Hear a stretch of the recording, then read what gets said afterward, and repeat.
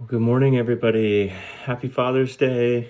Um, it's a beautiful morning here in Colorado, and thought I'd do another video. This one will be much shorter on the tunnel of light and meditation. Pardon me if I have to think a little bit longer. Sleep hasn't been as solid lately, but feeling good, feeling happy, and just glad that you're here with us. So I thought we'll just start with prayer. So, Divine Spirit, we open our hearts to your loving presence in this moment.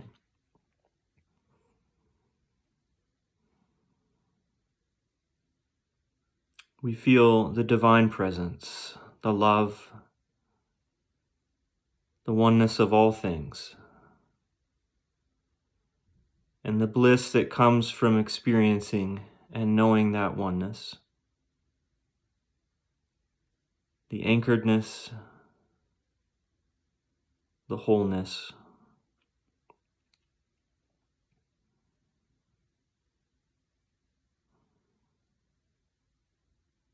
And the joy of being with you at all times, in peace and in love. And so it is. Amen. I'll do a brief chant. This one's one of the most well-known in India, and it goes Om Bhur Bhuva Swaha, which means the primordial sound, earth, sky, and the cosmos. So it's like elevating our consciousness. Tat Savitur Varenyam, which is let's meditate together. May there be no contention or hostility between us. In other words, worldwide harmony. Bargo de vasya dimahi diyo yona prachodayat, which means let our consciousness rise higher and higher. May we be successful. May we meditate and be successful in life.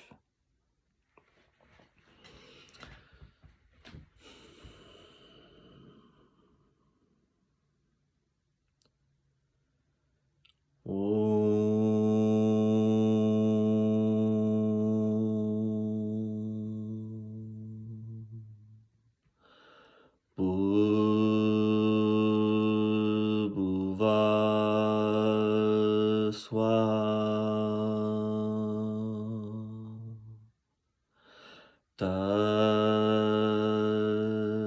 Savitur Varenyam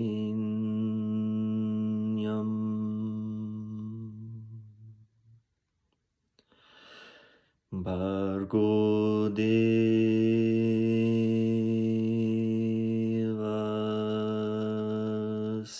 Dhimahi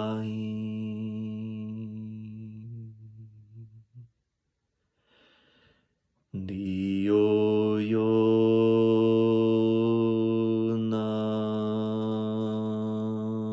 Prachodayat.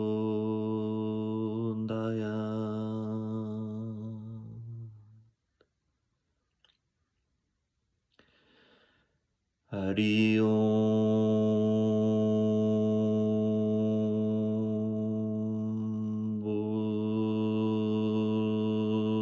Bhuva Swaha Tat Savitur Varenyam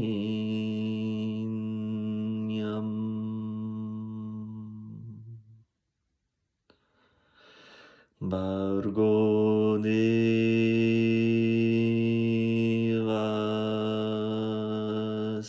Dhimahi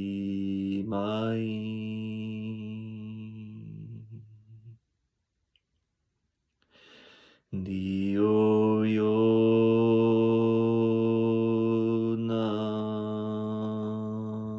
Prachodayat. Shanti,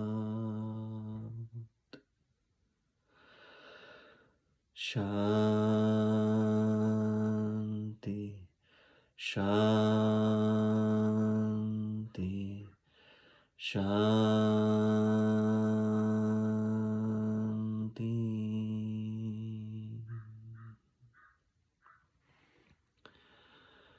I bow to everyone here as embodiments of pure love and the Supreme Consciousness.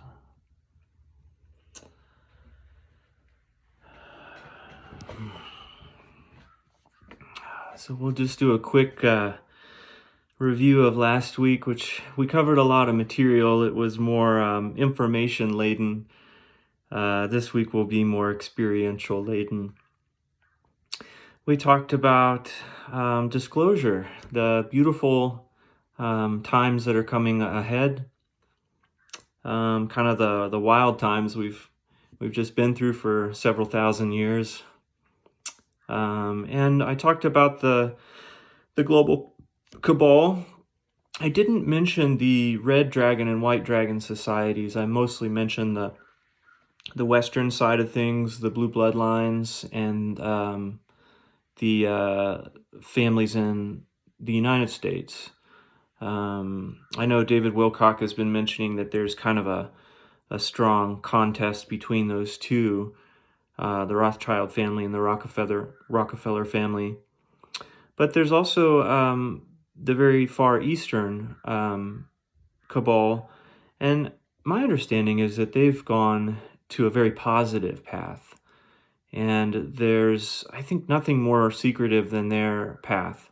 They're the two lines that have the greatest financial abundance on our planet, in my understanding, and I believe that they're supporting the alliance. And so they're a strong financial base for the unfolding times of light that are ahead. So we thank them, and from the bottom of our hearts, for that support. The White Dragon and Red Dragon societies, they're very ancient, Chinese, Japanese, mostly I think Chinese societies that have gone over to basically the good side. I just wanted to add that. But I mentioned the 10 things last time, that acronym GIMD FM, and I could share about some positive practical applications. I spoke about how the cabal influences and largely controls each of those aspects of our physical life.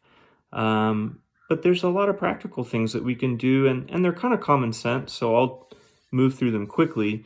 But that first one on the GIM part, government, I need to dust my desk here, is just about unifying those two forces within us. I mentioned how Republicans tend to focus on the lower three chakras and Democrats on the upper three, and we meet in the middle in the heart. And that's where unification and oneness occurs, and bliss consciousness, and divine love, universal love, and deep peace and harmony with all things. So if you unify those two forces, and they're more of forces rather than just chakras, within your own being, you come to a sense of unity. The unity party, the party that unifies and harmonizes the anger and the violence and the discord politically that we see today. Because both of those forces, the descending force, which is more the Republican, and the ascending force, which is the Democratic, both are equal, are both part of who we are as human beings. So, if we walk around with only the ascending force, it's like using one arm and one leg. We have two arms, we have two legs, most of us. So it's a matter of unifying and harmonizing those two forces. And they meet in the middle in our heart. And that's where we'll talk about today, the divine baptism, the spiritual baptism occurs energetically, interdimensionally within us as we meditate. So those two forces were cleverly separated by the cabal, and it's our responsibility and privilege and opportunity to unify them in our hearts. And then if a Republican wins, okay. If a Democrat wins, okay, because they're just part of who we are, who we all are. So it's not a big deal, and we don't have to get so bent out of shape and dramatic. And part of our growth as spiritual beings is that when something doesn't go our way, we send love rather than anger and fear and anxiety and or hatred, if you want to get more extreme. We just love, and that's what we do. It's really simple, but it's a huge practice to apply to all of life. So let's see, entertainment, just limit the time on the TV and be selective as to what you want to engage with. As I mentioned last time, most of it's heavily influenced on the Luciferian agenda of divide and conquer. All the old cowboy shows, it was a lot of programming to let the good guy win and then smash the enemies, which is a Luciferian concept of beat them up, shoot them, and the good guy wins, and we never think about, well, what happened to the other guys, and their families. So that's the kind of divide, conquer, don't love your enemies, don't love your neighbor philosophy. So we're kind of drinking that in, as I mentioned last time, in that delta state, and it affects us at a much deeper level than we can possibly fathom because we've been inundated with those programming, that teaching, and those frequencies, most of us for our entire life, due to the invention of the TV and before that the radio. So we've been in a process of really being programmed to a type of existence and being that now we have to reprogram.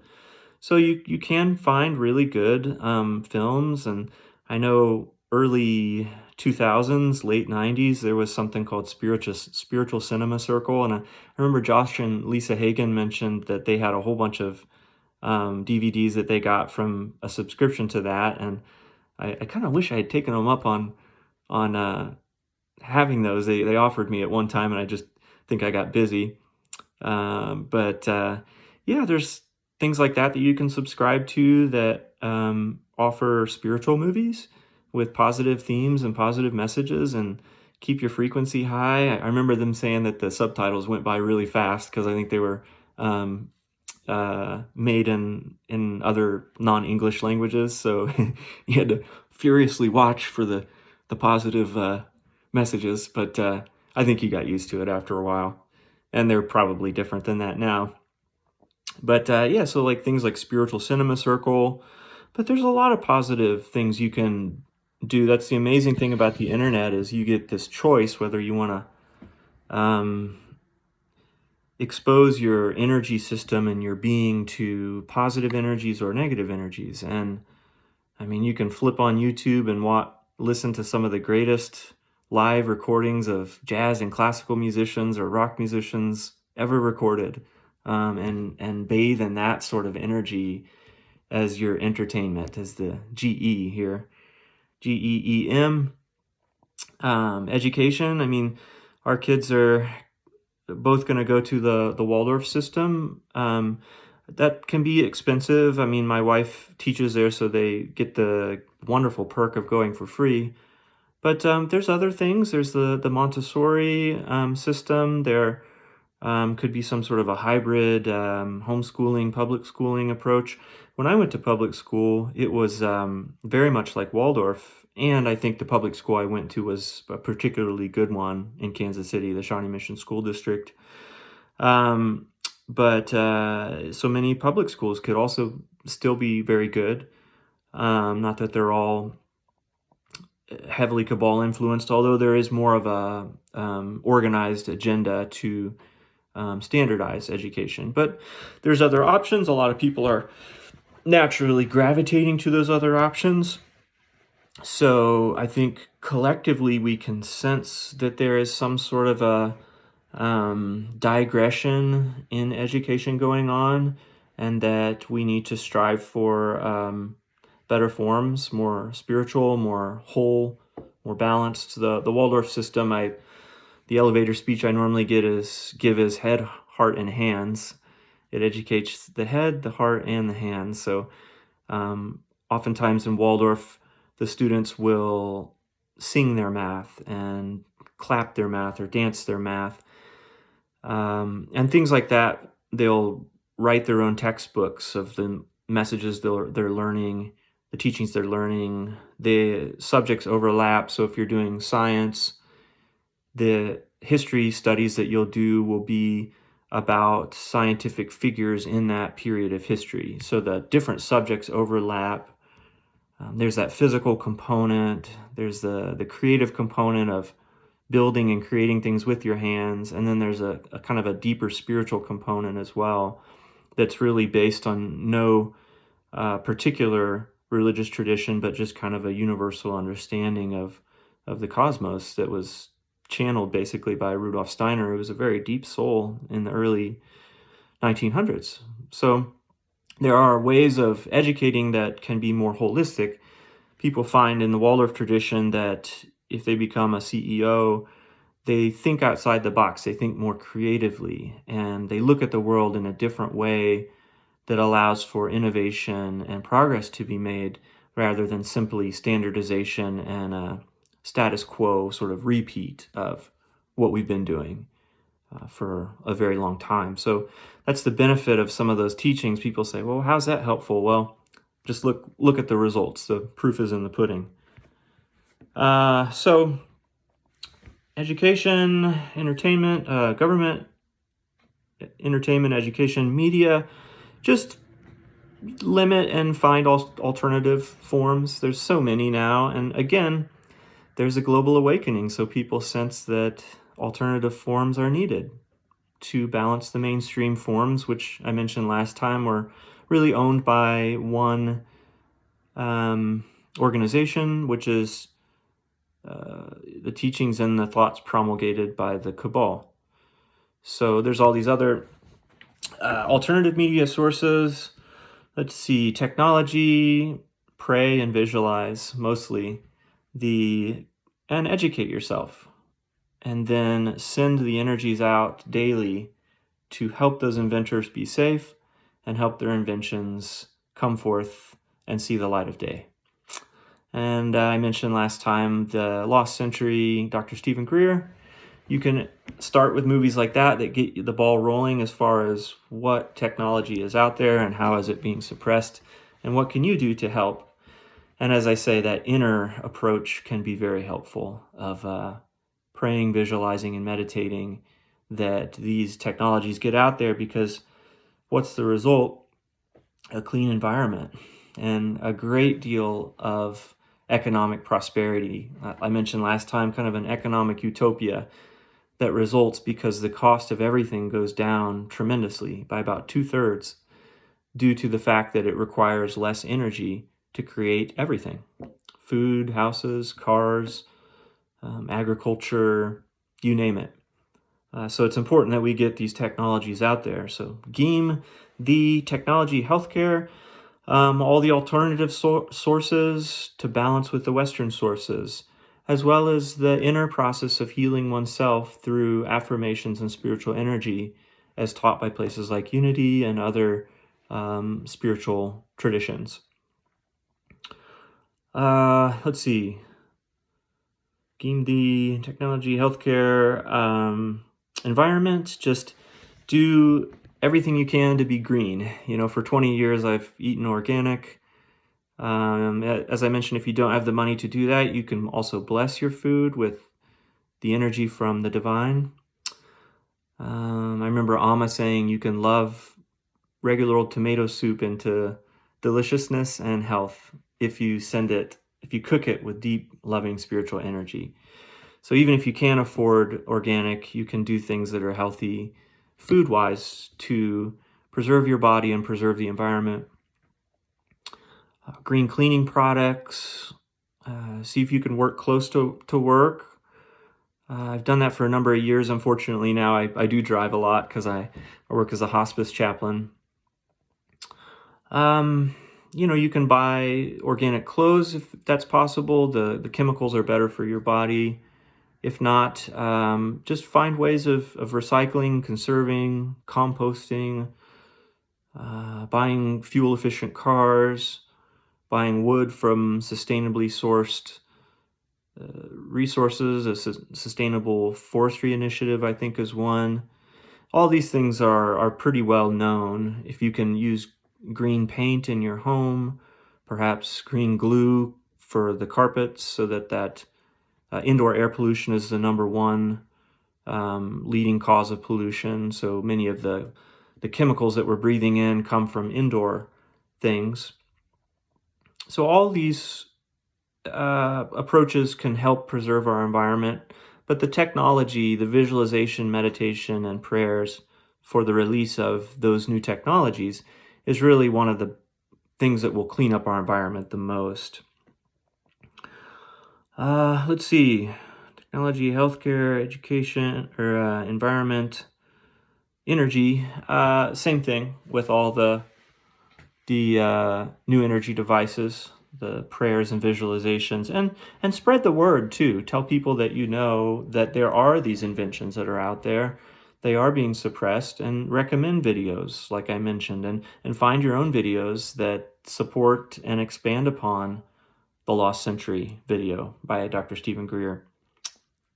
Watch it today. It's a great video. It's a bummer to see how many people have been suppressed, but it's also incredibly uplifting to think of what lies ahead when and as the Alliance unfolds disclosure. So it's a very, very awesome thing to fill your heart and mind with those thoughts. Makes you happy. Food, I mentioned before, try to eat organic. You can grow your own. My wife is working on our garden, and we're going to grow more and more food. It's a very healthy thing, body, mind, and spirit, to grow your own food and eat locally, buy organic. Pretty common sense stuff. Money, just do all the abundance exercises you can and visualize and feel every human being blessed with enough money, enough to eat, and a house to live in, and spiritual abundance like crazy. Their hearts opening, feeling peace, feeling that they're worthy and loved, feeling that they're connected to an infinite source where they can live their true calling and be all that they can be in this life, of service to others, to create a planet of harmony, peace, love, and abundance for all. So that's Geem the FM. Those are the 10 things that the cabal controls or highly influences, if control is too heavy of a word for you. But they do really control a lot of it. That's shifting, of course. And then we talked about the 4 steps of disclosure, the political arrests and trials, and economic reset. I grouped that into one: political, economic. What was the second one? Technological release. And then there was a spiritual, natural unfoldment. And finally, a social connection with our cosmic family. The people that live throughout the universe will start interacting with us as we get our planet back under control and free again. Free from the influence of the cabal, and really free from the influence of fear, where we stop fighting and killing each other to solve our problems, and where we develop a level of planetary peace, environmental peace, individual and collective abundance, where we're not struggling for resources and we're just living happy lives. The ball starts rolling once we arrest the cabal and release this technology. Then we can have that spiritual abundance, spiritual awakening, and finally cosmic reunion with our family. These 4 steps are scheduled to take place fairly quickly, actually, within, I believe, a matter of 3 to 4, 5 years, due to the fact that our sun is heating up and is releasing large amounts of energy.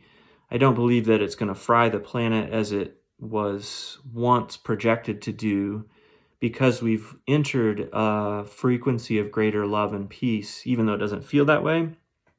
And we've also received a lot of angelic help from ETs that are protecting our planet and have mitigated the effects of the sun long enough for us to raise our frequency and raise our consciousness to a point where we ourselves could have a positive influence on the sun in conjunction with our relationship with the earth, because the earth is a fifth dimensional loving being as well, anciently called Gaia. Now that ancient name is being recirculated and rebirthed once again.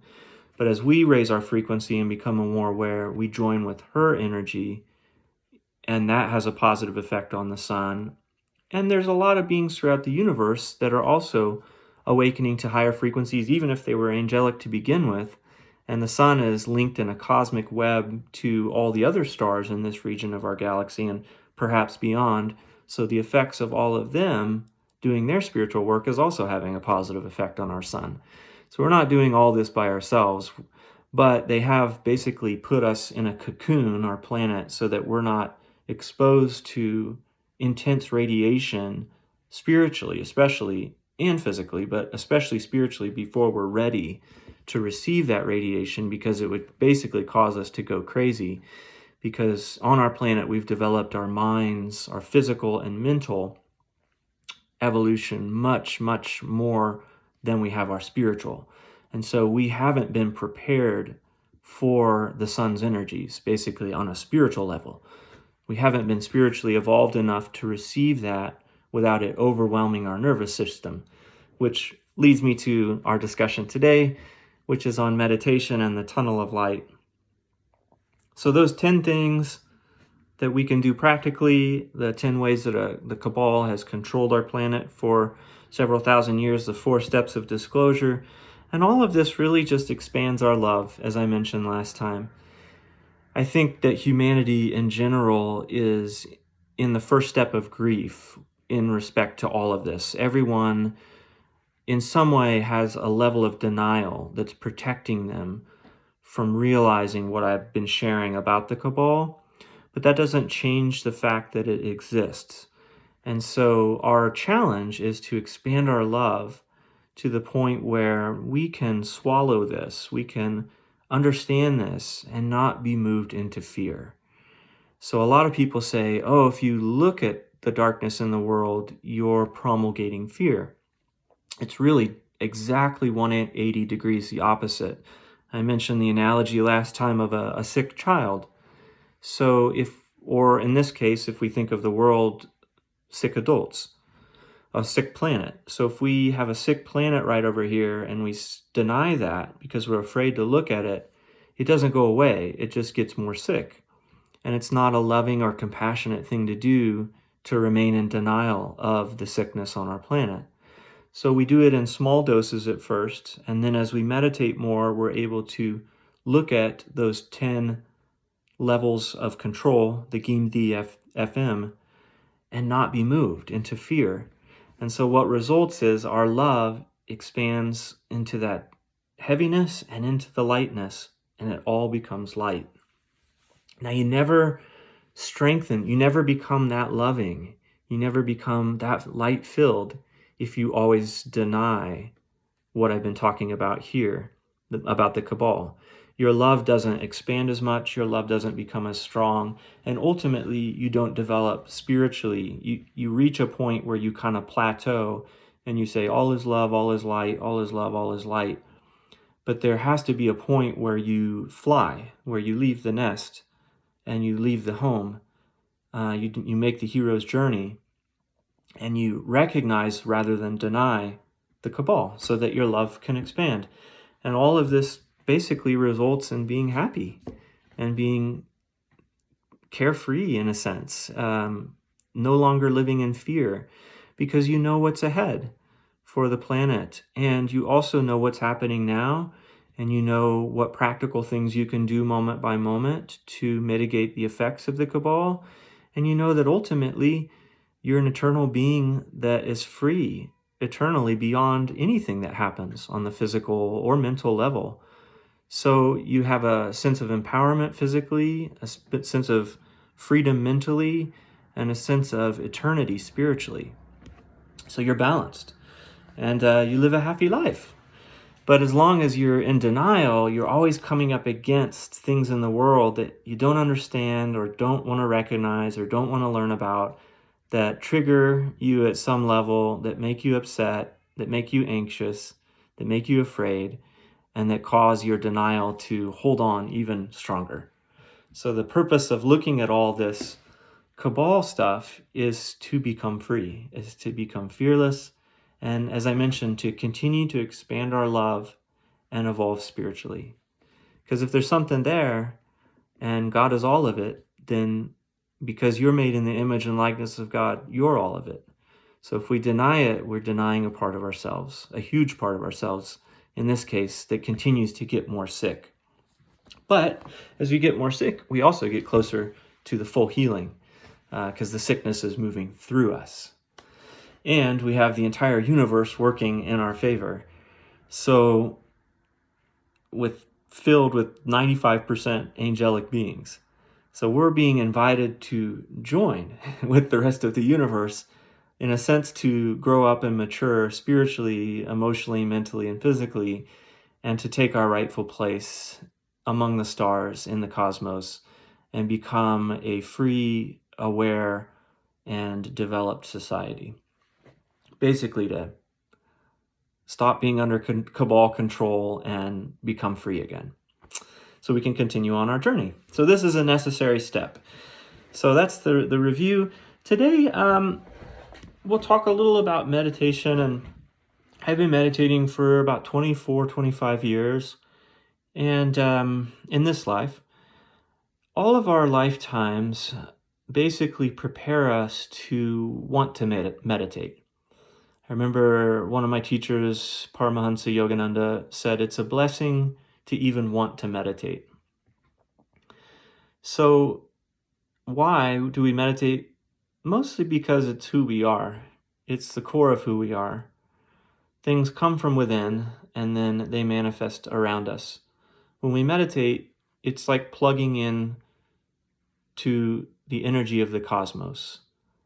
And the energy of the cosmos, when you put it all together, sure, there's tragedy and bad things, but when you put it all together with all the joyful things, the energy of it all merged as one is the energy of love.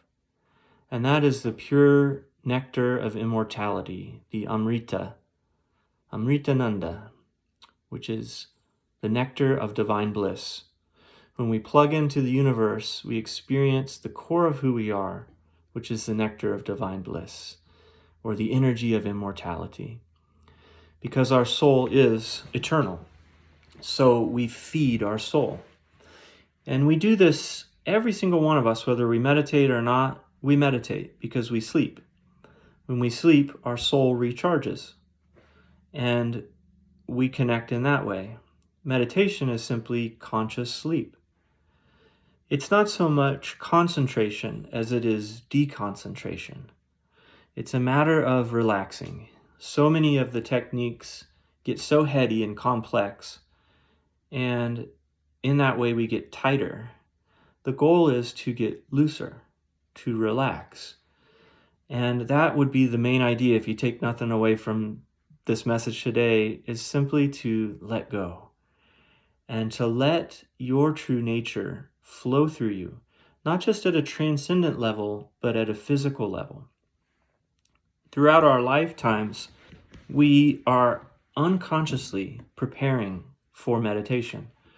Every experience we have, I know in my other lifetimes, I was a laborer, I was a slave, I was a doctor, I was a professor, I was a scientist, I was a musician, I was an explorer, all sorts of things.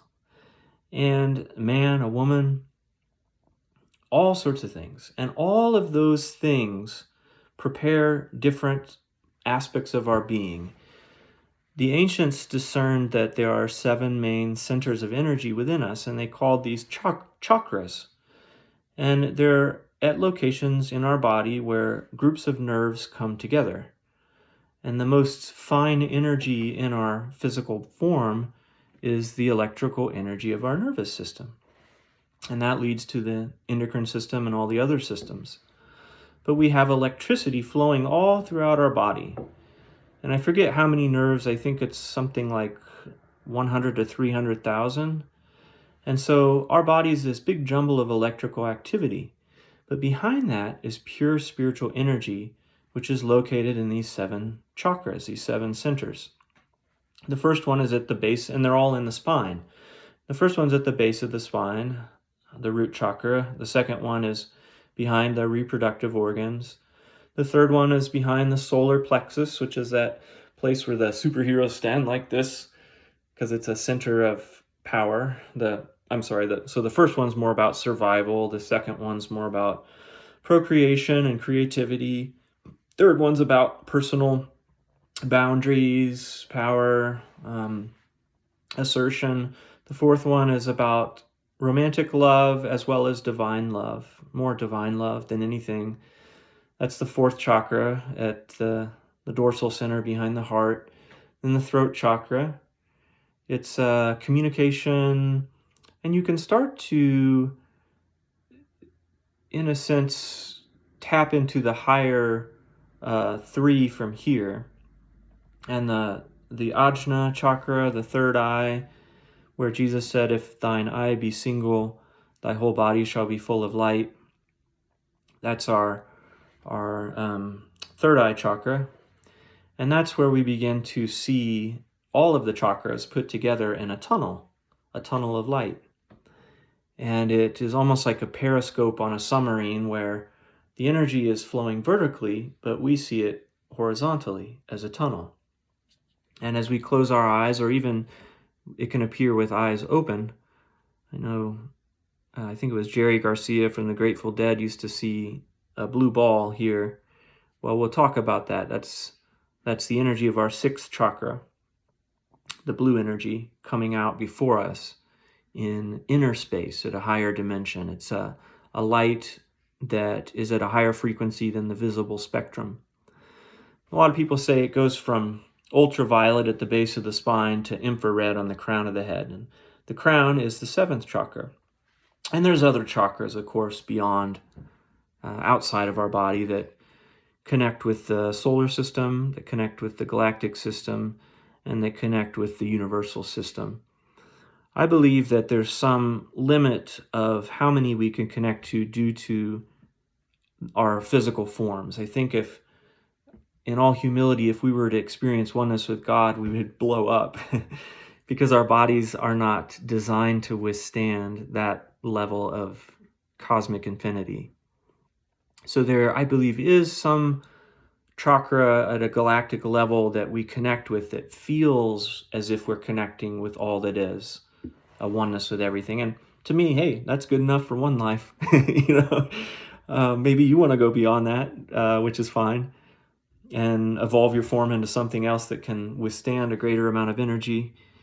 But I think all the mystics throughout time, when they said they experienced oneness with God and began to later on live consciously and constantly in that state, were actually experiencing a portion of oneness with God. Keeps it humble, I think, too, because there's always more.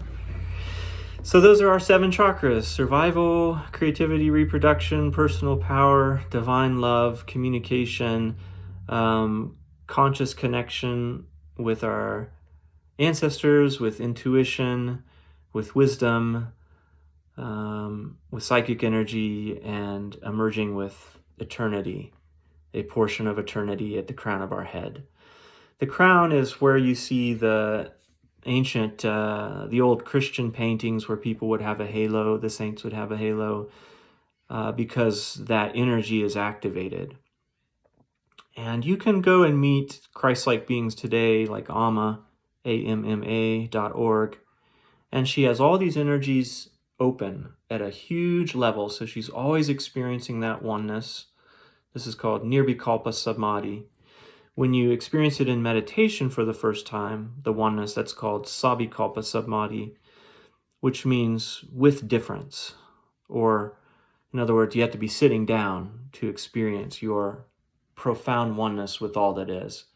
Someone like Amma can walk around in the world and at the same time experience that level of oneness, experiencing the thoughts of all others, the memories of all others, the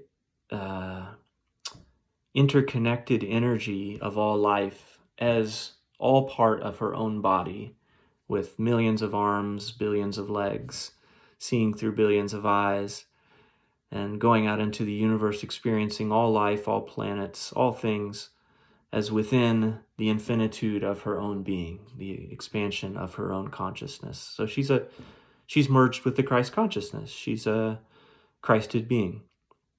And she serves the world, and you can read all about her on her website, all the humanitarian work she does. But she also does tours throughout the world each year, and she does an American tour.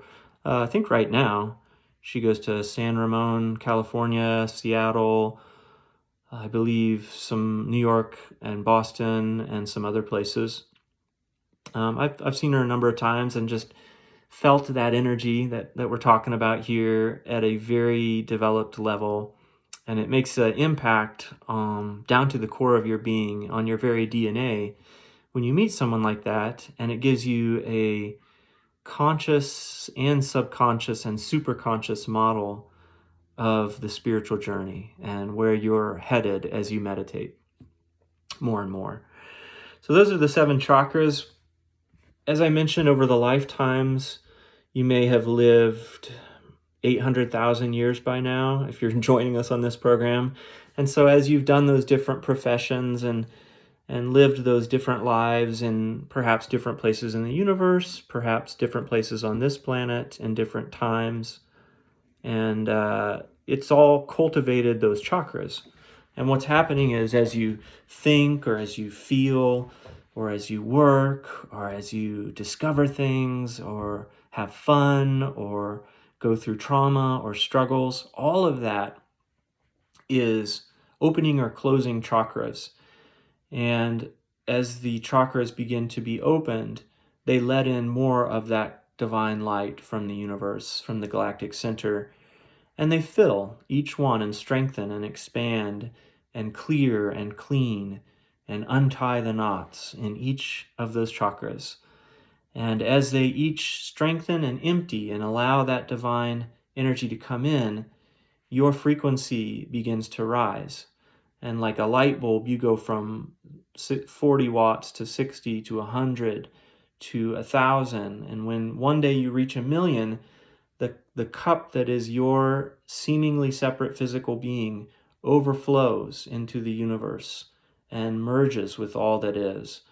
And at first, as I mentioned, this is while you're sitting down, and you eventually begin to learn how to turn that on and turn that off. Turn that merging on, and then come out and then go on with your daily life. And of course, you preserve and you carry a lot of that frequency with you as you go through your workday.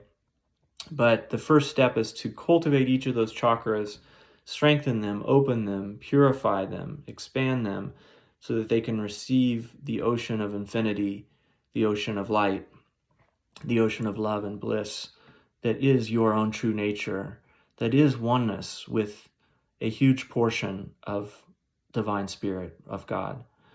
So, and is tremendous happiness. So when you meditate and you begin to experience a taste of this, you don't have to practice affirmations. You don't have to control your mind and things, because the energy of the universe itself makes one happy. So your mind is naturally positively rather than negatively or pessimistically or cynically oriented, because you're bathing, again, you're plugging in to the ocean of infinity, and that makes one happy. So this is the ultimate happiness that everyone is looking for through money and recognition and fame and material things and cognitive reverie and mental bliss, and all the things that they're trying to do come from being able to plug into the universe, which is the science of meditation. The blessing that the ancients in India especially, but in other places too, gave us is the understanding that there is an actual science to happiness, to plugging into bliss. So that's what we're doing over the lifetimes. And as you reach, say, lifetime number 800, and you've lived for many, many thousands of years, or I'm approximating, I know the ancient scriptures kind of delineate all this. They get very analytical, at least in ancient India. I like to leave some mystery and some lack of clarity as to, because I think it varies person by person in our soul's journey, how long it takes us. But eventually we say, hey, I think I'll meditate. I think I'll sit down and consciously tap into this rather than take so long through all these lifetimes to strengthen my chakras. So then you begin to discern, oh, there are chakras. And oftentimes you wake up to this quickly if you've been doing this work in other lives. So for me, when I was at the University of Kansas in the year 2000, my chakras just started opening real fast. And I started to experience, as I mentioned last time, a lot of the things that are in the Yoga Sutras, where you start to see energy around everything, and you start to see light, and it's a beautiful light, like a futuristic, laser-like, soft, incredibly beautiful frequency around the objects and the people that walk around. And then you can see the energy in other people's auras, and you can start to consciously connect with it. And for me, I felt a small thread or strand to the great central sun, that chakra that's at the center of our galaxy, descending through my head and landing in my heart, and from my heart radiating out. And that is the frequency of immortality, that frequency of bliss that is the core of who we are. And when you have that, you can just be. There's nothing, you don't need to travel to be happy. You don't have to work to be happy. You don't have to prove yourself as some smart, intelligent person to be happy. You just are happy because you have this frequency flowing through you that's coming. For me, it was just a trickle, but a trickle is enough. It takes, 800,000 years to get that trickle. A trickle coming into you that makes you just so happy. And so you smile a lot, your thoughts are naturally positive, your emotions are positive, it becomes physical, your body becomes healthy, you naturally are gravitated to meditate, and you want to serve and let that energy overflow from you to others, because you realize that all is one and that everyone around you is part of yourself. And so anyone that's struggling, you want to serve and help alleviate that suffering. And again, that goes back to the Cabal. And that I mentioned last time, if you meditate deep enough, if you have enough love in your heart, you naturally discover the Cabal because you want to relieve suffering. And it becomes not something that's scary or paranoia, but that's something that is an act of loving, compassionate service. And just one of the tools of who you are. And it's not even that big of a tool, because eventually we're going to have disclosure, we're going to return to a free planet, and we're going to get on with our lives and with our spiritual evolution. Kind of get back on track. So these chakras over time begin to join, and they begin to be less discrete. So the sexual energy is less disconnected from the survival energy. It's less disconnected from personal power. It's less disconnected from the love in your heart. It's less disconnected from your outer expression, your inner visualization, and your oneness with all that is. So all of that begins to be connected. And in the energy of each is a color. It's the rainbow: red, orange, yellow, green, blue, indigo, and violet. And as they connect, they all start to vibrate the energy of white. And that's the energy that Christ-like beings like Amma, who lives today, and Jesus, and the Buddha, and Krishna, they would just be big balls of white and golden and silver energy as they walk around. As you can develop your energy system and see auras, the spiritual advancement of someone cannot be faked. So if someone is saying, I'm a wonderful guru and I'm this teacher and follow me, but if you see their energy system and it's filled with dark energy and everything's clouded and disconnected, you probably shouldn't follow them, because the energy system can't be something that's faked. So that's another reason why you should meditate, because you tune into who's really out there teaching truthful, loving things, and you're not as easily duped or manipulated by others. because you have your own connection with the truth within you, with Source. And all of this sounds like it's a big deal or esoteric, but it's kind of just basic. It's who we are. So you're tapping into your own truthometer, your own truth meter, and that informs you. And so instead of being stuck in your head and getting a lot of information from books and everything, you may still read, you may still get information, but you're discerning that from within. And you're looking out on the world from a place deep within.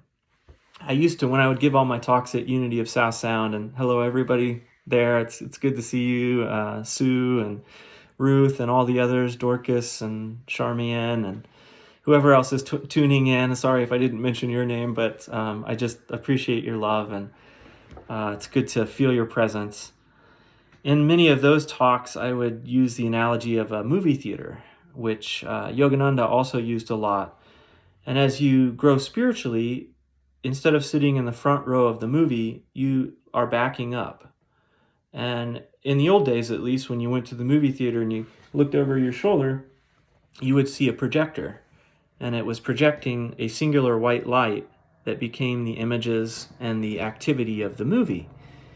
And so the goal, of course, is to merge with the light that projects the movie, projects all. And as we meditate, we get closer to that merging. And we'll talk more about that in a minute. But that tunnel of light is what begins to appear and makes all the people, all the experiences, all the struggles, all the joys, but really at its essence, all it is light. And beyond that, it is love and sound and frequency, all frequency and pure energy and being. The Hindu Trinity is composed of three parts: Sat, Chit, and Anand.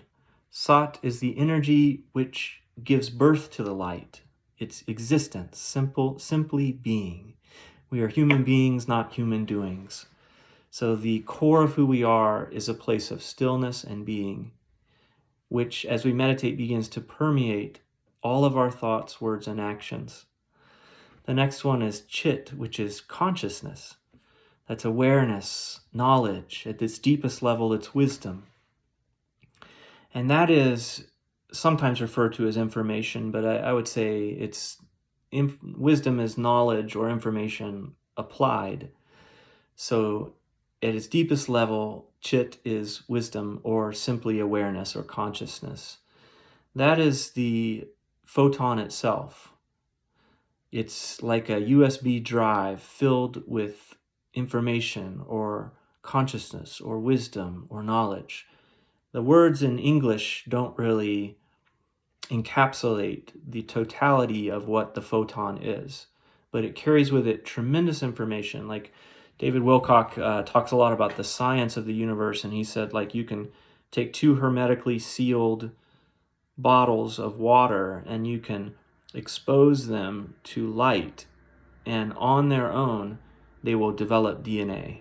And a Nobel Prize winning scientist, of course it's all suppressed because of the cabal, discovered this, so that light within the photon carries the blueprint or the pattern of life.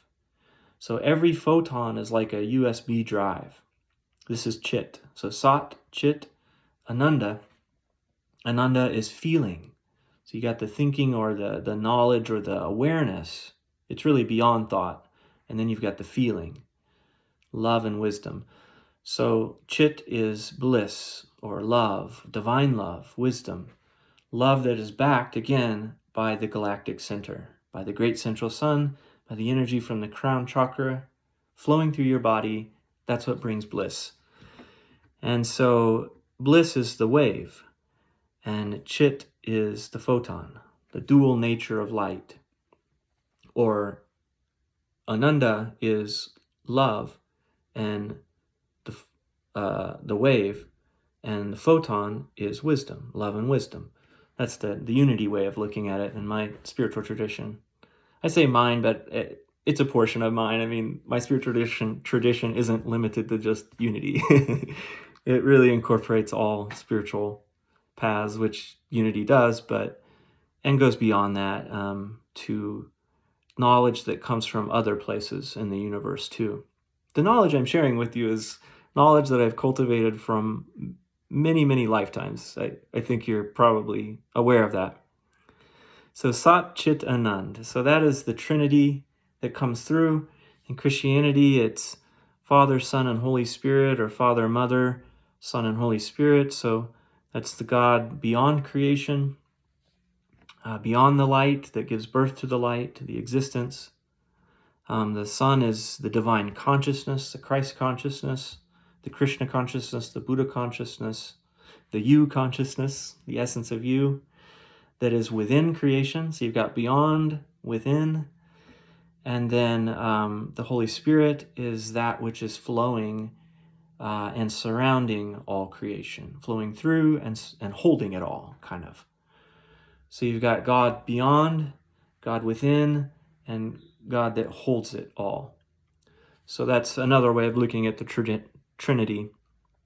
There's other ways that we talk about in unity, but so all of this is that light that is projecting all, that's not really projecting in a sense of a beam like the movies, but is a spherical light that projects from all, everywhere and nowhere, out of every atom, in every direction, and in a spherical way, 360 degrees, just like a circle, out and everywhere. St. Augustine said, God is a circle whose center is everywhere and circumference nowhere. That statement kind of parallels what I'm saying about this light is everywhere. So this is very practical because it means that happiness and love are in this box, are in this lamp, are in my arm, are in your body, in the walls, the floor, nature, everywhere. So the only thing that keeps us from seeing it is by identifying with our mind and the physical world, our physical body and our emotions, and failing to go within to realize that all of this is a projection of the one light, the one infinite creator. And so through meditation, we not only know that intellectually, but we know it physically, emotionally, and spiritually. It's been said it's convincing to our very atoms. In other words, our atoms feel the truth of everything I'm saying at an experiential level. This is the problem with, one of the problems I think with Christianity is that it's a belief system. But we've gotten very weak on the experience of God. The thinking is there, but thinking can get batted all over the place, good or bad. But when we have experience, we have personal conviction of the truth of all that is. We have a personal connection with the universe and with oneness. That's really what we need as our pole star, as our guiding star, as our guiding light, is our own personal conviction, our own personal experience. That's also what unity has been a little weak on, and so I've shared meditation techniques derived from the Hindus and the ancients of India.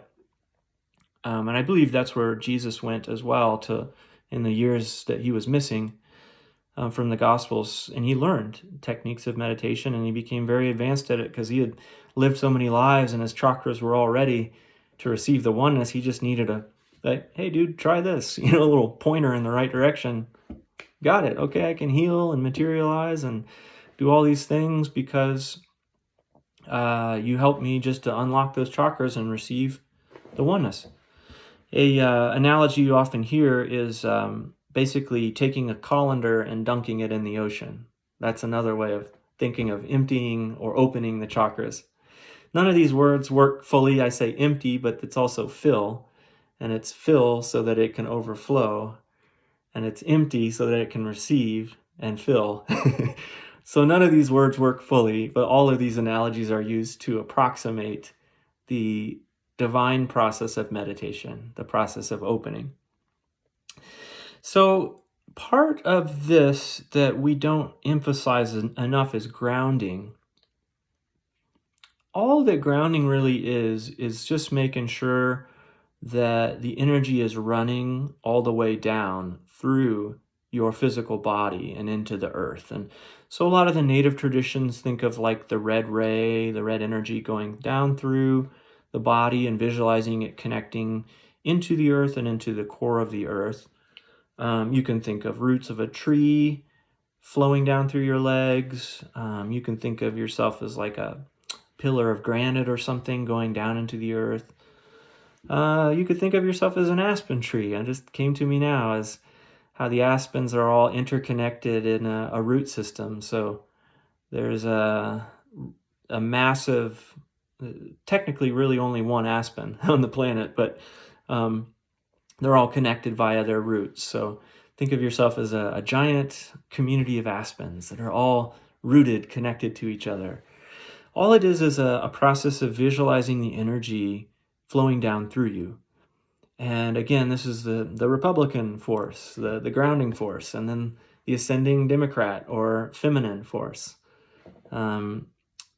Again, these words don't really work because nowadays feminine and masculine are basically becoming one. So, now ascending could be masculine and descending could be feminine, or descending could be masculine and ascending could be feminine. They're really just merging. And what happens as it merges is they stop going up and down and they start radiating spherically, as I mentioned. So your energy system isn't so much dancing and playing, it's being. It's going back to that sat, that existence, that God the Father and Mother, where you're angelically radiating a ball of white light. That's what happens when it all joins. But to get there, you have to ground. So visualizing the light, visualizing the energy, grounding. The more you can do this while you live, while you walk, while you drive, while you talk to someone, while you work, the more your spiritual evolution will catapult forward, the faster you'll go. The crown will open. The more artistic things you do, the more fun you have, the more joy you have, crown will open. Oftentimes people can get addicted to that. They just say, more. I want more crown. I want more bliss. But they forget to ground. Of course, the thing that balances both is the love, is the heart. So again, if you tend to go too stratospheric or you get too earthy, think of your heart and visualize a circle, a sphere of white light around you, or golden light, or violet light. These are just suggestions. Let yourself be informed by your own Christ consciousness, by your own true nature. And these words and these concepts just help you to come back home to yourself, to your true nature.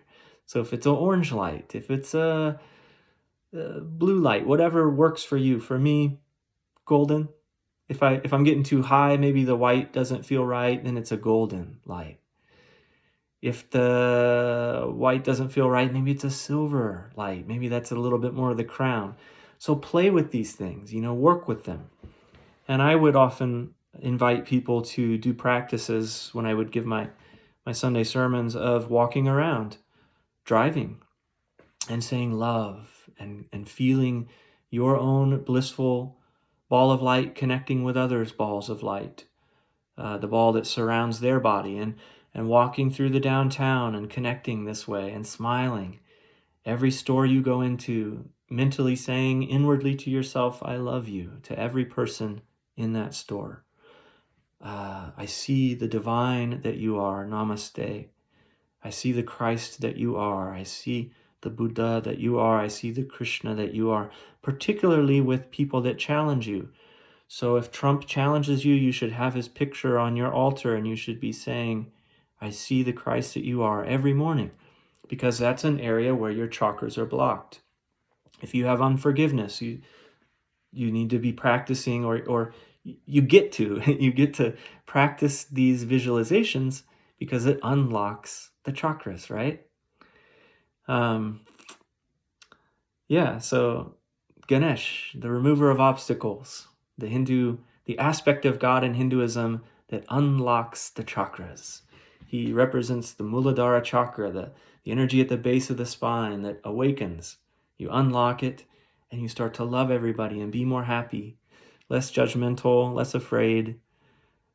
Just being love. So all of this just makes you happy. So we talked about grounding, opening the crown chakra. Wisdom does the same thing, and even deep levels of rational thought can open the crown chakra. And what happens is that the energy starts to deepen. So I divide it into 3 levels. It's all arbitrary, but at first, I remember as a kid going to plays at Shawnee Mission North that my sister would go to late 80s, early 90s, and I would feel a sense of a chill go through my arm. And I thought, what is this? I mean, scientists can say, oh, that's this and that physically happening. But what causes the physical to happen? It's like what Yogananda said, what is behind the darkness of closed eyes? So as a kid, I thought, what is this? And later I said, that's the energy. So the energy may start and give you goosebumps. It's on the surface. This is level 1. As you deepen kind of midway through your body, as you meditate, you'll start to feel energy flowing there. I call that level 2. Level 3 is the spine itself, which is the divine highway of light. So when you relax enough, your energy begins to withdraw. That's pratyahara. There's an 8-fold path of yoga. The first 2 are purifying your mind, because as you sit to meditate, the first thing you notice is that your mind continues to go. And so all the wisdom that Christianity and Buddhism and Hinduism teaches is so that your mind is not so caught in its neurotic thinking and its fear-based thinking. So you begin to, through the first 2 steps, yama and niyama, those are the moral, ethical precepts, you begin to develop wisdom. And all of wisdom is simply bringing you back to no thought. It's learning to bring the thoughts together as wise things, and then as wise understandings, and then those wise understandings lead to silence. So the object of wisdom is to go into no thought. It's not to just keep thinking wise thoughts. Oh, I'm so wise. It's to go to no thought so that you can meditate. So the first 2 steps, yama and niyama, are the beginning and the end. They're the hardest because it's our mind that's the most squirrely. So of course, like the Buddhist meditations and things, they often just invite you to visualize your thoughts as passing clouds, just to let them go. And as you meditate, I use the analogy of turning the volume down. It's not like you're trying to control your thoughts or fight, because then if you fight them, they're going to be amplified, right? Because what you focus on increases. It's a matter of just letting them go, like passing clouds or like a conveyor belt. You can take one off every once in a while, look at it, and put the package back on the conveyor belt and watch it go by. And as you deepen into level 3, the volume gets turned down. The thoughts may still be there, but more and more there may be moments of silence between the thoughts, between the breath, and this volume may get so turned down, maybe they're still going, but you don't even notice them. So the mind is a blessing. It allows us to create things in the external world, enjoy the bliss of and the joy of living. But now we're going back to the original source, which again is Sat, which is behind the projection of the light in the movie theater, and is simple being, where the cells of our body, our emotions, our feelings, the pure genius of the mind comes from. And the more we contact this, the more it will help us in every single aspect of our lives.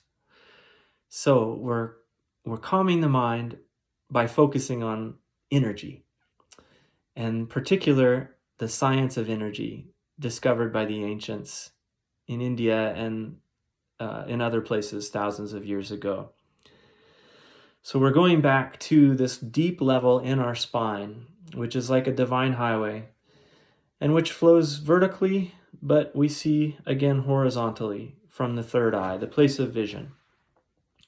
So those are the 3 levels. Now, as we begin to deepen and go into that third level, what happens is the yamas, the niyamas, have helped us to this point. This is why it's really important to read spiritual literature, purify the thinking, analyze your thoughts during the day, practice forgiveness, compassion, acceptance, love.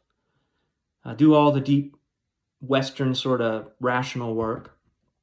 And then asana is the third step where you can sit still. If you have trouble with this, just do what works for you. Doesn't have to get too crazy. You can even lie down on your bed to meditate if that's the most comfortable posture.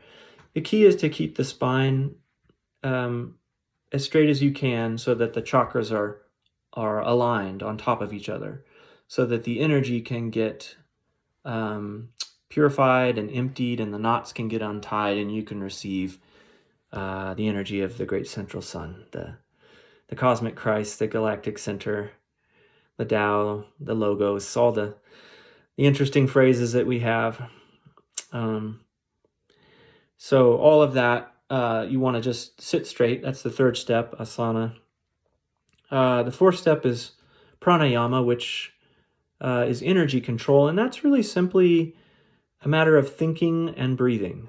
So wherever your mind goes with thought, energy will follow, especially in the body. So if you think of a location in the body, simply by thinking of it, you can begin to feel energy there. Now, if it doesn't work at first, as you practice meditation and as you join it with the breath, breathing and thinking, breathing in and out through the heart and thinking of the heart and feeling the love you have for all creation, energy will start to, like a flame, a divine flame, blossom, or a flower opening, or a sun opening, the sun, my heart. You'll feel energy. So pranayama is simply, prana is energy, yama is control. And again, it's not so much control or concentration, it's deconcentration. It's more of an allowing. You already are one with the divine. You simply made a bunch of knots in your chakra that keep your colander from getting dumped in the ocean, that keep your cup from overflowing. And that's okay. It's because we have those knots, we can experience life as a seemingly individual self or ego. But as we untie it consciously and by divine grace, we allow ourselves to merge and become plugged back in and recharged by the bliss of the universe. So where thought and breath are, energy follows. So we begin to, in a sense, I would say gently control, gently invite, gently untangle the energy of our chakras. Remember, the main idea here is to relax. When you say control, life force control, oftentimes people tense up and think, I got to work real hard at this. It's really a gentle effort or an effortless effort. And I think of it as like a startup energy. If you just kind of untangle that knot a little bit, the rest unravels. So it takes a little energy simply to sit down, the discipline to sit down and meditate. But you're plugged into something so much greater than your ego. If you allow it to do its work, it will be an effortless effort, or an effort of effortlessness will begin to flow. So pranayama, life force control. And that's learning about the chakras and learning how to rebalance oneself if one is out of balance, to move the energy up and receive from the divine and move it down with the breath and with the mind. Again, where you think in your body, energy will flow and follow. And especially when you couple that with the greatest thoughts of joy or happiness or bliss. I mean, you can couple each chakra with a memory or with a feeling of joy or a feeling of profound serviceful compassion. Whatever it is for you that makes that energy flow. And then with your breath, you can gently learn to move it and control it by the grace of God. And then allow your higher self, your Christ self, your Buddha self, to then, this is a deeper level, but it will start moving the energy itself We can talk about that. That's more of a advanced level where you're no longer consciously moving it, but God is moving it through you, and you are an umbilical cord attached to the ocean of divine light. So we've got yama, niyama, the wisdoms, mental purification, purification of action, and blah, blah, blah. Sitting still, controlling the energy, pranayama. Then we've got pratyahara, which is we start to withdraw back to that level 3. And the volume gets turned down, and the sights and sounds and sensations begin to not bother us as much. Of course, you create an environment that's conducive to it, the calm, clean, quiet space for you to meditate, and a space that maybe you use on a regular basis, because then you permeate it with the energy of the divine, and like a temple, a cocoon, it welcomes you to dip back into that frequency of oneness as you enter that space again, so that the moment you walk into your meditation room, or even that corner of your room if you have a studio apartment, you will begin to dip into that song, into that frequency of divine light, of oneness, because that part of your room will be permeated with the frequencies of the Creator. So withdrawal that happens, Yogananda refers to this as closing the windows of the senses. So as you become more of an advanced yogi, one who meditates on the divine light that merges with God, one that merges with God, you can begin to, at will, turn off your hearing or turn off your vision. It's pretty awesome. You can read the autobiography of a yogi, of other yogis who could transfer that to Yogananda, tap above his heart, and send the energy of silence amidst the loud, boisterous nature of a crowded market. His ears went silent. Then his friend tapped him again, and the energy came back. So you start to tap into the physics of all creation. You're closing the windows of the senses. Pratyahara, you are withdrawing back to the third, the third layer back here. You've gone from chills and movements now to the divine highway. You're hearing less, you're feeling less, you're sensing less. There's a divine chamber that begins to open within you, which is deep and an incredible well, an incredible cave, the heart cave, the hridayam of divine energy. And now you're starting to get focused. You've withdrawn, pratyahara. And then you have dharana, which is concentration. Here's where the spiritual light begins to form. And it could be in varying widths. Some people say it's a couple inches.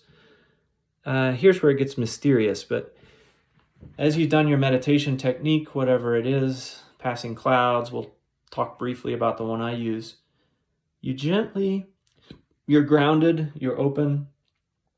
Bu, ombur, buva, swaha. Earth, sky, cosmos. You're open to the cosmos. Now the energy is flowing in one united column. What can often happen is the body begins to become immobile or locked into place. Now, these are all things that just guide you. If this doesn't happen for you, that's okay. But as you meditate, your body will become immobilized in a good way, immobilized by bliss, like you feel too good to move. And everything's flowing, and now God's in control. God's got you. God's really got you in your hand, in the palm of God's hand, in the divine heart of all creation, in the bliss, the divine nectar of the Divine Mother. She has come down and wrapped you in her womb of light, and your chakras are now open and flowing and connected, and you're back at level 3, and you're anchored into the earth. Your heart is open like Hanuman, the divine lover of God, the divine servant, and the energy starts to flow upward and outward, but it's all happening within the spine, and it starts to appear as a tunnel of light. Now, this could appear for you as different colors, but what oftentimes shows up for me is it's either a rainbow, because it's all the chakras moving by you and through you in inner space back to the source, because your soul is wanting to go back home, to bathe, to be absorbed and immersed, to take a break from this body and this ego that thinks it's Jeffrey and it's talking to you and we're separate, to go back home and to finally rest in eternal peace, at least temporarily. People get scared, like, I'm never coming back. But you can come back. You're just going to spend an hour hanging out with the divine, and plugging in and recharging. So you're going back to that ocean of nectar, of light, swimming through the ocean of pure light, the light of 1,000 suns, swimming through an ocean of bliss. You're going back. So the energy of your chakras are all streaming by you. And it can coalesce into the lower 3 being a gold color, the upper 3 being an indigo color. And here, I'll show you. And then the inner light, the inner sun of inner space, the great central sun at the center of our galaxy, starts streaming through that tunnel of light as the proverbial light at the end of the tunnel, the divine white light that is the Krishna, the Christ, the Buddha, that is you, that is your true nature. That little stream that began to flow when I was 20, I'm 44, that felt so good, where you just naturally become happy. And it coalesces into a little tunnel that you can see. I don't know if you can see that, kind of like this. And you can see sometimes stars around it. You can feel your consciousness begin to expand beyond your body and go out into space. And at first, space feels very big. The solar system feels big. But then it starts to feel like your little backyard. And then the solar system starts to feel like there's Jesus and Amma, your playground. And then the solar system starts to feel like your room. And as you get used to these frequencies and this expansion that happens naturally, and you begin to travel through the tunnel, the whole universe starts to become your own form, your own body. It's like the later chapters of the Bhagavad Gita, where Krishna reveals itself as all the galaxies, all the stars, all the life forms, and the presence that lives within us. These different gods or goddesses per se, or spiritual teachers or saviors, they're just flavors of the 31 flavors at Baskin-Robbins, They're just the flavors of the divine. And they're the last strands of personality before oneness happens, the rays of the one light. If the ray of the one light that most appeals to you is Jesus, then go all the way with Jesus. If it's somebody that you know in your life that represents the Christ consciousness, go through the energy of that person, through the tunnel, back to the oneness. Now, the great thing about these concepts, the science of God communion, the science of yoga, is that it gives our squirrely mind something to focus on. When you have an appearance of light, you don't obsess over it, you just relax into it, you absorb into it. But this gives your mind something to focus on, right? When you're focusing on that, oh my goodness, it's living, it's moving, it's coming towards you, it's speaking to you, it's radiating forgiveness, love, compassion, hope, bliss, youth, newness, creativity, opportunity, oneness, outrageous joy and fun. All of it, you see? It's something that is entertaining beyond your wildest imaginings. So the initial steps where the mind is squirrely, again, begin to get calmed down as you know about the structure of life, of the universe, the physics of meditation. This all gives you something to focus on. At first, it's the feeling maybe in your chakras, in your body, brought on with your mind, your rational mind. There's the mind piece for all the Westerners that are love, the mind, and the feeling, the photon, the information, the consciousness, and the wisdom and the love, the feeling, Chit Anand. And it's all leading you to the Sat Chit Anand, the existence, you see, to the light at the end of the tunnel, which is pure existence and bliss and consciousness, all merged. So that is what we're doing. We're moving back to that. That's why when people have a near-death experience or a car accident, they often travel through that tunnel and they see that light. And that light is personal.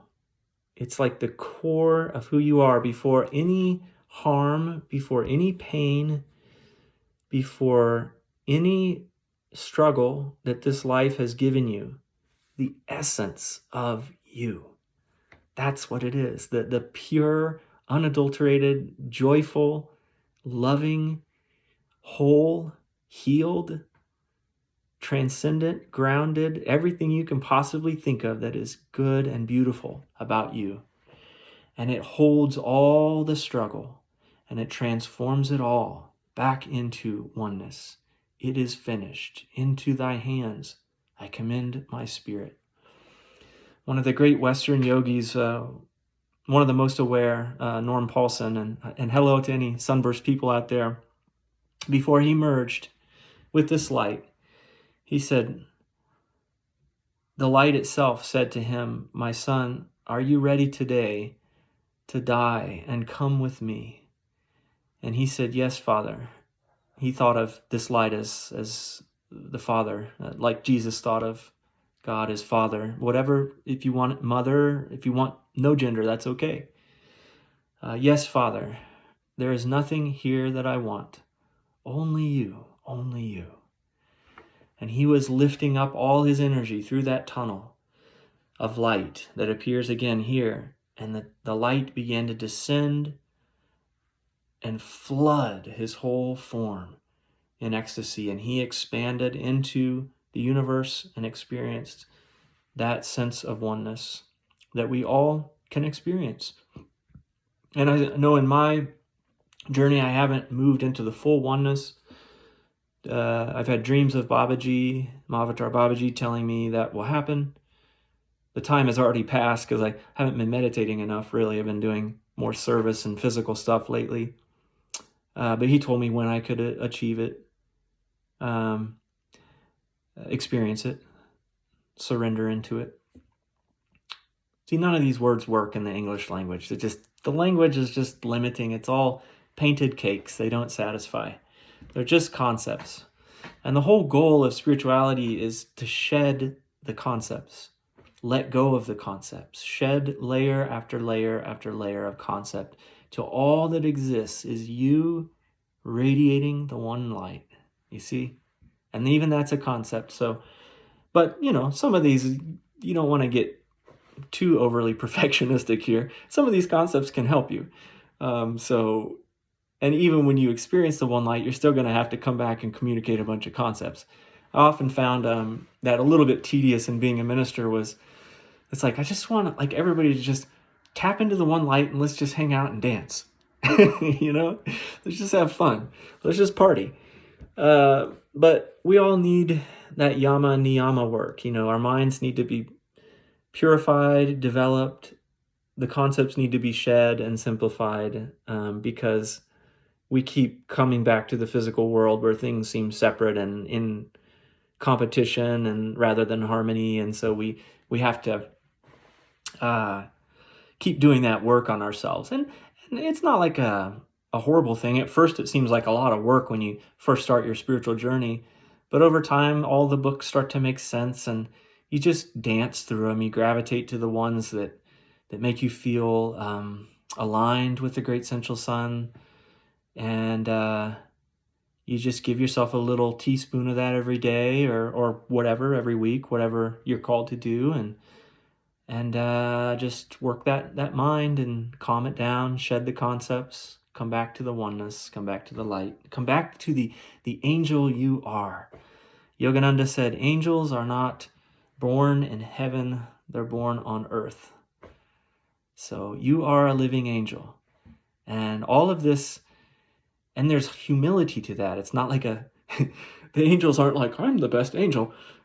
You're just one. So it's who you are. It's your birthright. And you're here to love and serve all beings, all humanity, all living things. So anyway, the light comes, and the white light will particularly come when the chakras are balanced. So you may see more blue if you're a Democrat. Wow, that worked. Or you're centered in the upper chakras. You may see more red if you're a Republican. See, even the chakras correlate. I didn't think I would be saying this, but it works. And as all of that merges, the white will come down the tunnel, you see? And you can bathe in it. And you can bathe partially in it. And then you can bathe more and more and more each time you meditate. And one day, that glorious inner sun will permeate every part of your being. And you'll have that final feeling that Jesus said, it is finished. And you'll rest in eternity. And then you can come back and do the dishes and chop wood and carry water. And you can carry that radiant joy, that light. You are a dynamo of irrepressible joy. It's who you are. You can carry it to everyone you meet. So much that you can't stop smiling. You wake up with a smile, you go to bed with a smile, because you know the secret of life. You know the truth of who you are. You know the science of how to get there. You've lived your 900 lives. You've practiced your meditation. You've purified your mind. You continue to do the work because you accumulate a little bit of dust as you live. You got to brush it off and let that light clean off the window and let the light flow through the window, as St. John of the Cross used the analogy. See, these Christian saints were also one with God. They were also Christed beings. So they couldn't talk about it because they'd be burned at the stake at that time. But they knew. There's even people I remember watching a Discovery thing in the year 2003, I think it was, where there was a guy up in Michigan named Father Solanus. He would go into these states of oneness while he was at the altar. He would hold his hands up like this at the altar all night long. And he would be in the breathless state. So the other thing is, when you enter these states of oneness, hold on one second, excuse me.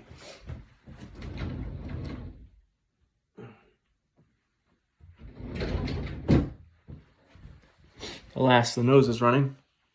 The energy that comes into the body basically creates a state of suspended animation. I mentioned that the body becomes, in a sense, immobilized. Now, if there's a fire or something wrong, we won't hold that thought for any of you. The divine God's got you. They'll bring your awareness back to the physical body, and you can take care of business and do what you need to do. Get up from meditation, and if there's a crying baby, and if like me, and you need to go change the diaper, God will bring you out of the meditation. But so trust the oneness, trust the divine intelligence.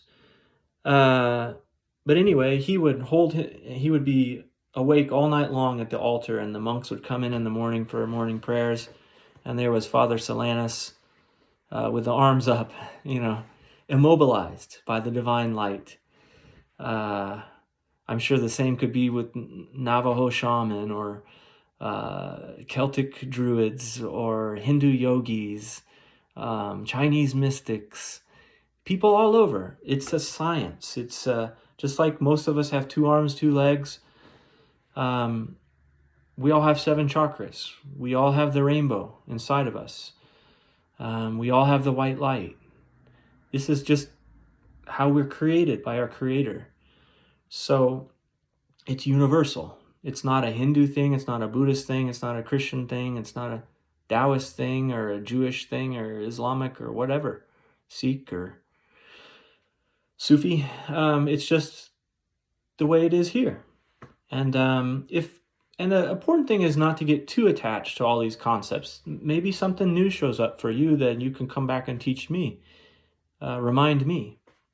It's not so much teaching, it's just kind of bringing it back to our memory, what we already know, you see. Because our soul in its pure state is omniscient. It knows all there is to know because it's one with God. It's connected with the source, made in the image and likeness, the Imago Dei. So so you travel through the tunnel, and again, all this happens, the traveling through the tunnel, like oftentimes I'll see the white light and I'll go, "Ooh, the white light," and then it goes away. So it's all about relaxing, surrendering, allowing it, inviting it to come. If we get too restless and too excited, we push it away. This is the ultimate level of tissue paper peace. It's the ultimate level of sensitivity. Oftentimes my energy is so diffuse.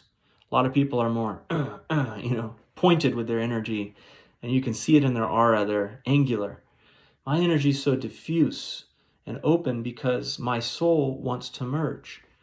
And I imagine after I merge in this life, I'll be able to play with the energies more, and I can be more punchy at times, or be more diffuse, or you can play around with it more because you have a sense, control, or connectedness or oneness with all of it.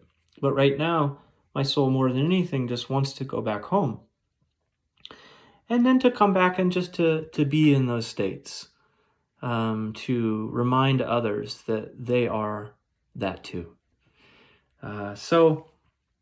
Yes, as you travel through the tunnel, some of the things this knowledge is really worth millions and millions of dollars. There's no price tag you can put on this knowledge because there are very few people out there that have done this work and that are in this country doing a YouTube, not to just promote myself here, but I know there's a purpose for me to share this, because there are few people that make this journey at this time. But when we make the journey, we stay happy despite this right now in the world. And one of the things that will happen as you journey down that tunnel is the fulfillment of all desire. In essence, you begin to see your own desires, even from past lives, become transmuted and fulfilled. And you can see them visually. So if you wanted to live in a castle in some lifetime, but you never got to do that, and you're in lifetime 879, and you still want to have a time in a castle, you don't necessarily have to have that experience occur externally in the physical world. As you travel in meditation, you can actually start to experience that inwardly. And it's as real as if it were happening around you. So here's another level of peace that begins to dawn on your body and your aura. Because all these desires that we may have had, unconsciously, subconsciously, that we don't even know that we carry around with us, that must be fulfilled before oneness can happen, begin to be satisfied within the tunnel of light as we journey homeward to the light at the end of the tunnel. So these are some of the things you may see. You also may see past lives. You may sense the things I said earlier about, being a professor and a doctor and a laborer and a slave and a man and a woman and all those things. You may be able to see you in those lives doing those things. And so as you journey down the tunnel, it's not just light and feeling and bliss. It's experience. It's your soul's journey back home. So this is where it starts to get interesting and really fun. And again, I've never really heard these things said. Norm Paulson did mention that desires get fulfilled, but until I began to travel down the tunnel myself, I never knew what that looked like or what it was. There's images, there's feelings, there's experiences that you can literally have without getting up from your meditation seat in the comfort of your home. You can be in the castle. You can be on the other planets that you have once lived on. To remember those good feelings, to relive them, to give thanks for them, to offer them back to the oneness in incredible gratitude for the opportunity to get to live, to have that life. And the things not experienced can then be experienced. What's interesting is oftentimes as you live them inwardly in the tunnel, they will start to pop up around you very quickly in the current incarnation in which you find yourself. So that happens. I don't know if I want to go too into this, but you start to experience humanity and the life in the universe as a whole as yourself, as your own self. The memories of others, the feelings of others. You may see the others. You may see your soul group, quote unquote, the beings that you have been connected with lifetime after lifetime. You may also see their pure selves in the tunnel. You may see your guardian angel or angels or spiritual guides, whatever you want to call them, in the tunnel, ushering you, welcoming you back to God the Father, God the Mother. You may see your personal spiritual teachers. Jesus may appear, the Buddha, people living today that are your teachers, welcoming you back, guiding you like the cosmic ushers in the Symphony of Light, welcoming you back to the great central sun, walking you down the aisle, hand in hand, to the light. Like at the end of the Lord of the Rings, you're sailing off. It really is like that. But instead of it being a light that's on the edge of the horizon, it is now a light that is within you and all around you, and that's still but also moving and flowing.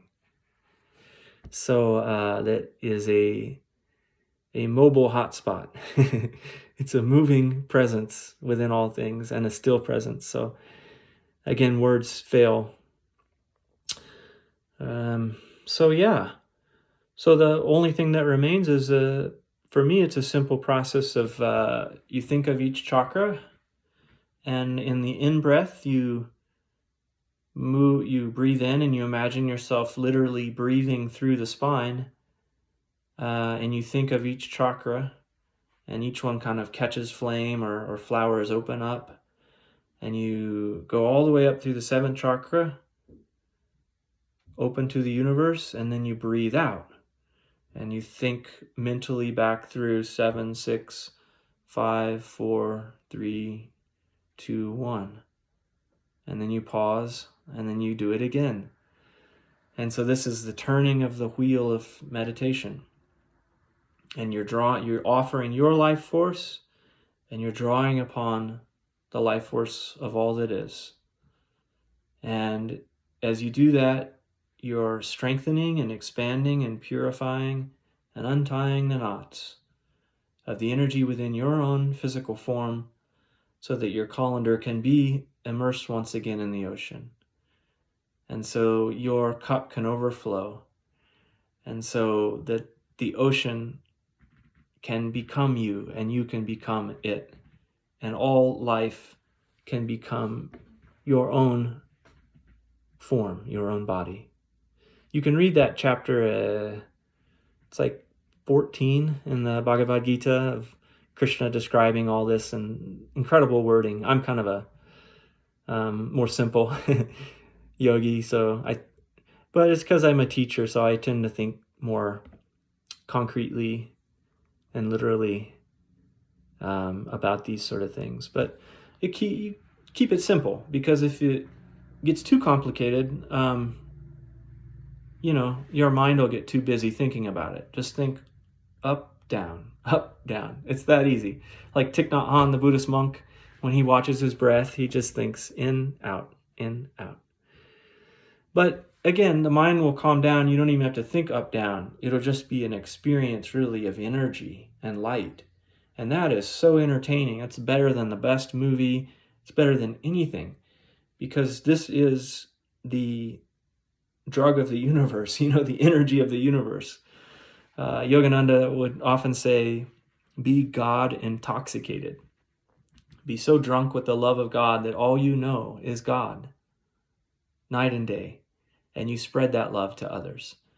Now, drunk may be the wrong word, especially if you're in AA or something like that, but be immersed, be enveloped, be filled with, be dunked in. And just know also that it's not a big deal. It's effortless. It's easy. It's all about relaxing.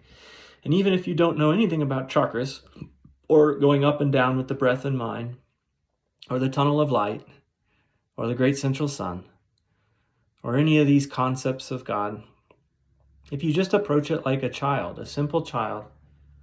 I remember Sri Sri Ravi Shankar saying that you show the child God and they want the jelly belly.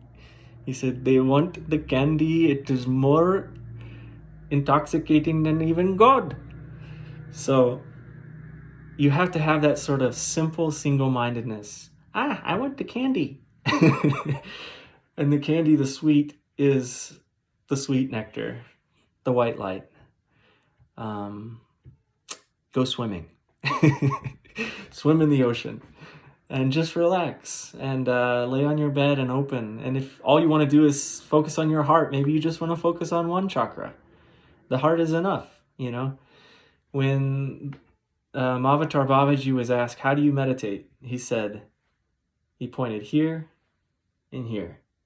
And he said, slowly, slowly. In other words, we have to prime the pump. We have to prime the system gradually. When I went to see Sri Sri, I said, can I have a samadhi? He said, the body's not ready yet. He said, you have to pray for it. So you can pray for this, know that you are it and be patient, enjoy the journey, because the journey of drinking in this energy is the bliss of life itself. It is the essence of every good memory you've ever had, every good time you've ever had, every hilarious joke you've ever heard. That energy is what we're talking about here. It's the energy of all life. It's the energy of every peaceful moment you've had. So this is not boring. It's the summation of all of it. And that's the gift that lies within you. All the pilgrimage spots, all the holy sites are within your own being. All the holy rivers. And you are the inner temple of the divine. And all you have to do is just have the discipline and the willingness to seek it.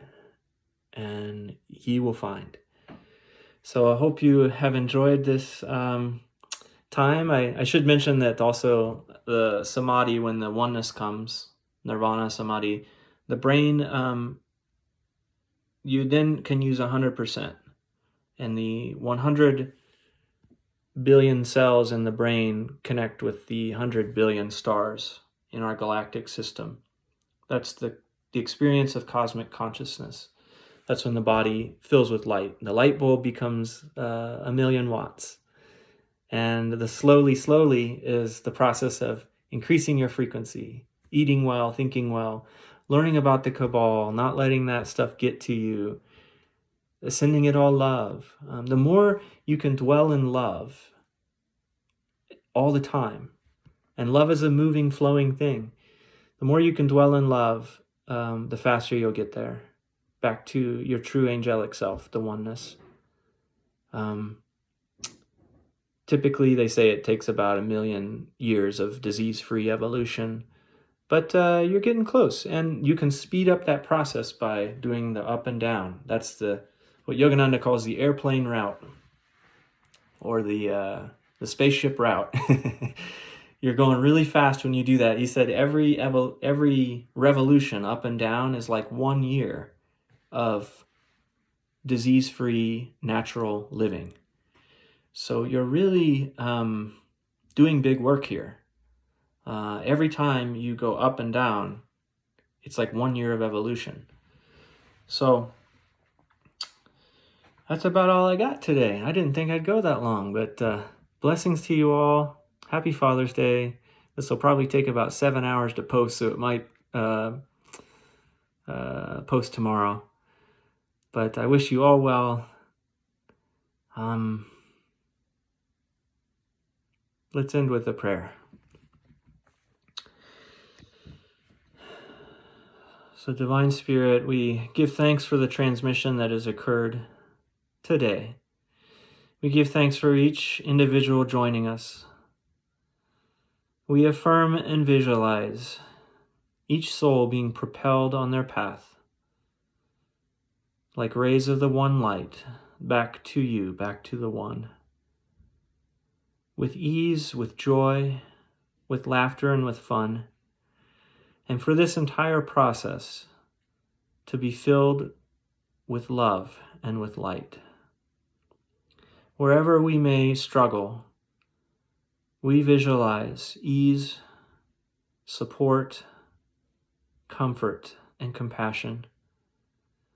And we send this energy of light and love, the energy from our hearts, from every atom in our being, the pure light of all creation, to all living things everywhere. And we sing the song of you, God, the song of oneness, in our waking and our sleeping, in our thoughts, words, and actions, is an effortless connection with you. And so it is. Amen. See you soon. Peace.